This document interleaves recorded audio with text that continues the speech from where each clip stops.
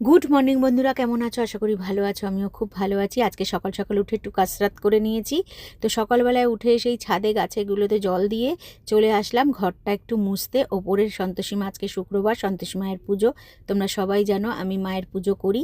তো আমি আজকে আমাদের যে কাজে হেল্প করে মেয়েটা, ও কিন্তু আজকে একটু দেরিতে আসবে, তার জন্য কিন্তু আমি করে ফেললাম, ঘরটা মুছে ফেললাম।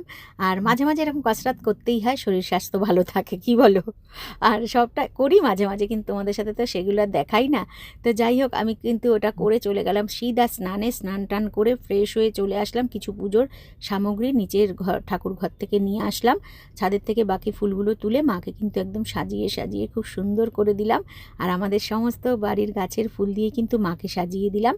আর দেখো মায়ের ভোগ তোমরা তো সবাই জানো, ছোলা আর গুড়, আর আজকে আর কাঁঠালি কলা মাখান। আর এই যে ধূপটা দিয়ে আমি আরতি করছি, এই ধূপটা আমি অনলাইনে আনিয়েছি। তোমাদের কাছে তোমরা যদি কেউ চাও, মানে তোমরা নিতেই পারো। খোসা যে জ্বালাই আমরা, মানে ওই যে ছোবা যে জ্বালাই, নারকেলের ছোবা দিয়ে।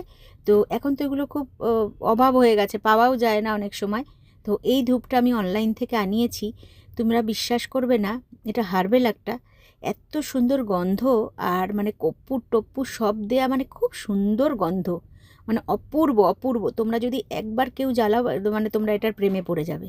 এটা আমি বলতে পারি, যে আমি আমার চয়েসে আমি বলছি, খুব সুন্দর।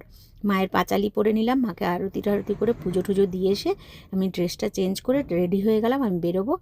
আর মেয়ে আগের থেকেই করে রেখেছিল সেদ্ধ ভাত, দেখো উচ্ছে সেদ্ধ নিয়ে নিলাম। তোমরা তো অনেকেই জানো, এতদিন যারা আমার ভিডিও দেখো, যে আমি উচ্ছে খেতে খুব ভালোবাসি। তো আজকে কিন্তু একটা গোটা উচ্ছে মা সেদ্ধ দিয়েছে। দানাগুলো ফেলে দিচ্ছি, দানাগুলো খাই না। তো উচ্ছেটা আমি কামড়ে কামড়ে খেয়ে নিচ্ছি, আমার কাছে খুবই ভালো লাগে। আর একটু ঘি নিয়ে নিলাম, আলু সেদ্ধ, একটা কাঁচা লঙ্কা, নুন দিয়ে খেয়ে নিলাম। তোমরা অনেকেই ভাত কিন্তু একদম অল্প একটু নিয়েছি, কারণ এখন যাওয়ার সময় আমি খেতেই চাইছিলাম না। তো মা বললো, মেয়ে বললো একটুখানি খেয়ে যাও, কারণ কখন তুমি আসবে। যাচ্ছি হচ্ছে ছেলের স্কুলে। তো সেটাই, আজকে যাব মেয়ে ওখানে, একটুখানি কিছু ফর্মালিটি আছে, ওগুলো মানে পূরণ করব আর কি, তার জন্যই এসছি। আর এই যে ভাতটা আমি খেয়ে নিই ঝটপট করে, তারপর কিন্তু আমি একবারে রেডি হয়ে খেতে বসে গেছি। তো খেতে খেতে যদি লিপস্টিকটা একটু কমে যায়, আবার একটু দিয়ে নেবো আর কি, ঠিক আছে? তো আমি কিন্তু এইবারে খাওয়া দাওয়া করে বেরিয়ে যাব। আর খেয়ে উঠে আরেকটা জিনিস, একটু চাও কিন্তু খাবো। তা চাটা যদিও এখনও হয়নি, তাই তোমাদের সাথে শেয়ার করতে পারছি না।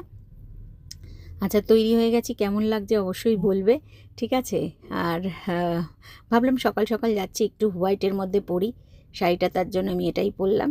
কেমন লাগছে অবশ্যই কমেন্ট করে জানিও আমাকে। আর উচ্ছেটা এরকম করে কামড়ে কামড়ে খেতে, বা উচ্ছে সেদ্ধ খেতে কে কে পছন্দ করো অবশ্যই জানিও। আরেকটা কোনো নেক্সট ভিডিওতে দেখা হচ্ছে, ততক্ষণের জন্য টাটা, সুস্থ থাকবে, ভালো থাকবে, টাটা।